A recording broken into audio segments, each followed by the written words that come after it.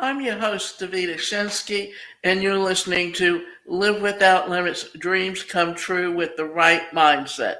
Today's show is titled, What is Wealth and Three Ways It is Achieved. There is a bit of an urban legend going around that at an investment and finance conference last year, Bill Gates stunned his audience when he said his daughter cannot marry a poor man despite being among the richest people in the world. The legend tells that he argued that only a wealthy man was deserving of his daughter's hand in marriage. The question is why? Whether or not Gates actually made this statement, the question still remains an interesting one. If you could step on a platform high enough for everyone in the planet to see you and ask, who wants to be wealthy? Billions of hands would go up in response to the question.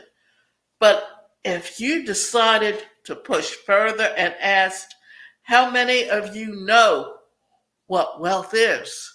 At this point, most of the hands raised would start to tremble, eye contact broken, and whispers would ensure a large population is not confident about their understanding of wealth, and the remaining few who either have a coherent definition of wealth or an impoverished one.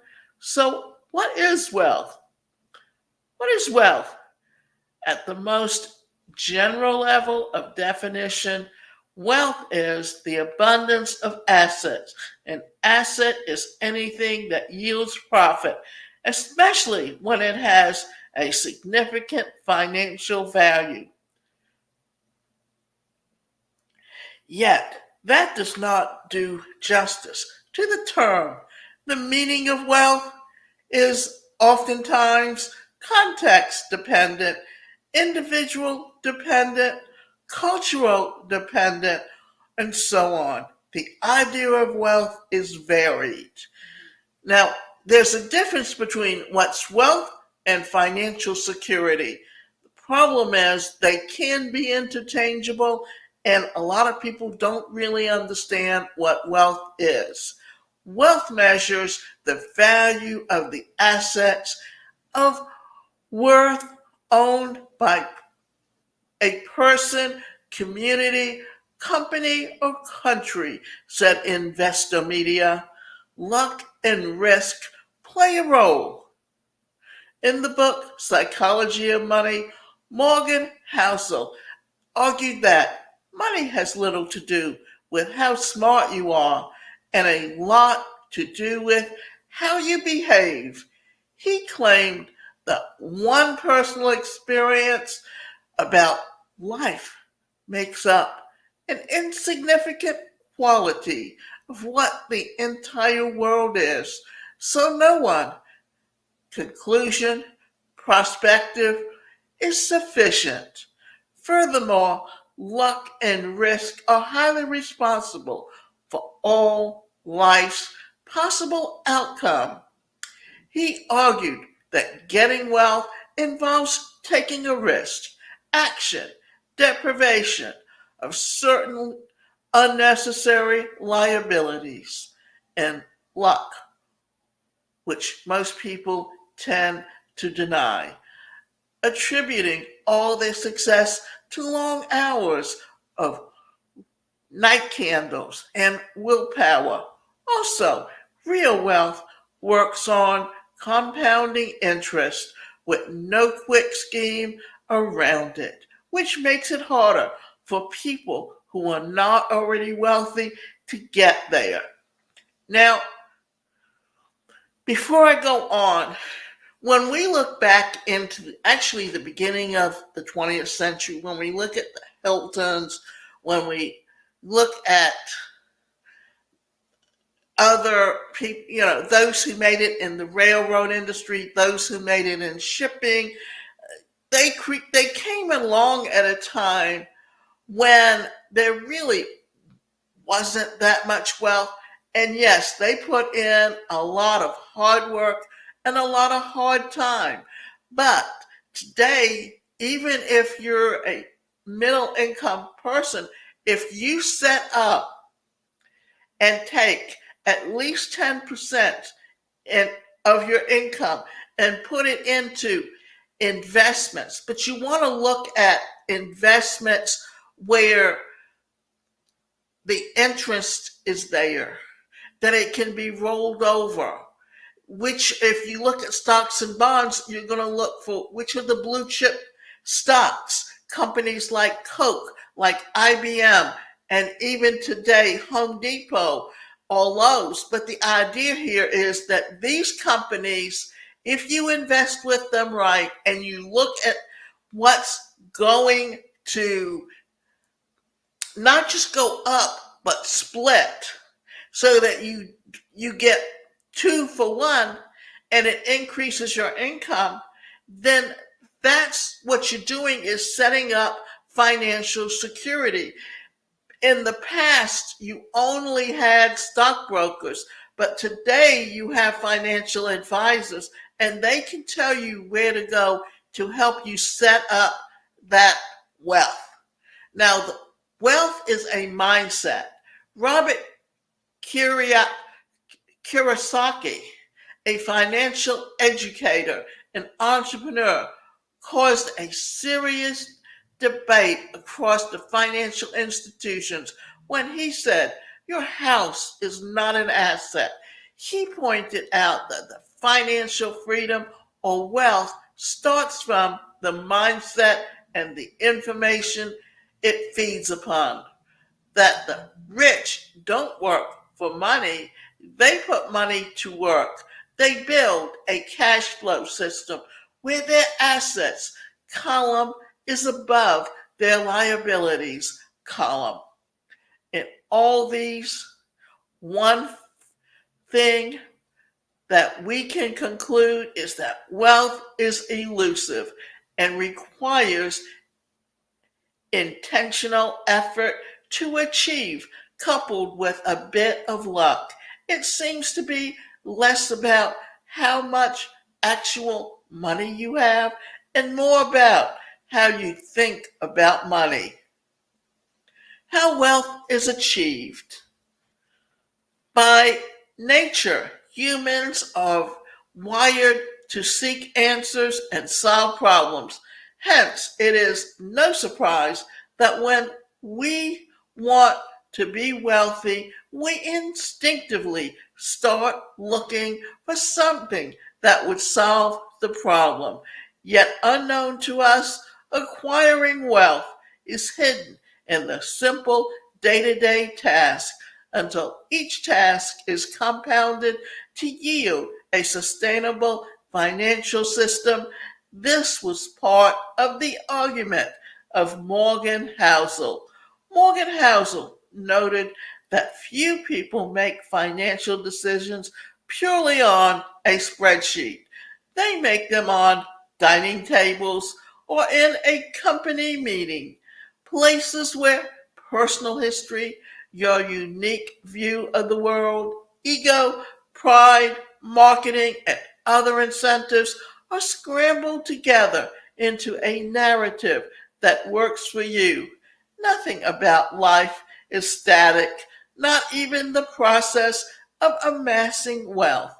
True, there might be the story of someone who inherited his family's wealth, or the young girl who took over her foster father's multi-dollar business. But these are examples of rewards of past efforts. Wealth is and was created in the past before the inheritance. Probably before then, there was the little boy who went through the school of hard knocks to find his way into one of the most recognizable societal positions. The gifted child who developed a serum that could relieve humans of certain ailment. The positions are dynamic and may stretch beyond lifetimes. However, there are things that the wealthy have in common, and we can tell because wealth is a process and involves phases. Wealth phase one. The first phase starts with thought and helpful information. Every wealthy person harbors optimistic and creative thoughts about life in general, and they are naturally information mongers. They seek out activities and knowledge that enrich the minds. And at this early stage, wealth cannot be seen. It cannot be financially equaled, but its presence is not invisible upon a closer look. Every good thing we celebrate in modern society was first conceived in the mind. The process of wealth is not exclusive. Hence, if you want to be wealthy, begin with enriching your mind. Consider the sort of information that you feed into it. Learning about personal finance equals productivity.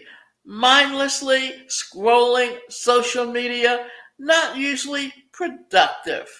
As you can see, wealth isn't necessarily about money. It's more the wealth that you have within your soul and what comes out through your mouth and heart, said Catherine Polliff. Wealth phase number two. The second phase is accompanied by actions and innovation. It is a time to put your $1,000,000 thoughts, ideas, and information to work. Robert Kiyosaki believes that the rich and the capitalists that they are more giving against all odds and in the face of risk. They create, set out, and build a business, organization, invent a valuable product that evolves problems and provides income. He thought that the poor are the receivers with the strong demand to work less and earn more. They are more concerned with paying the bills and job security. They think in a much smaller way. Therefore, if you desire to be among the wealthy ones, be willing to act on your ideas, take calculated risks, and remember that luck is also part of the process. So be willing to dive into the deep and remain open minded about every outcome.